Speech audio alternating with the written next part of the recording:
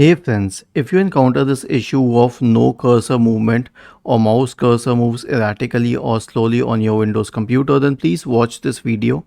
I will guide you through the resolution. So first, press the Windows key and the R key together to open the run window. Type the command main.cpl and hit enter. This will open mouse properties. It is a little different from the mouse settings.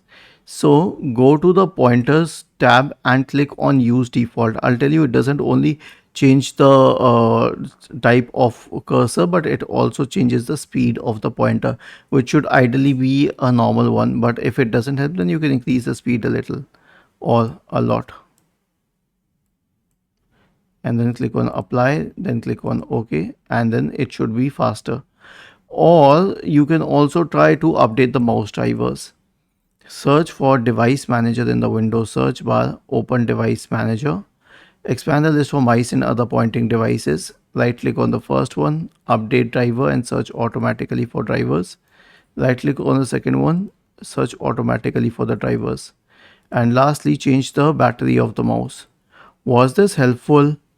If yes, then please subscribe to the channel, and if not, then let us know in the comment section of the video on how we could help you further.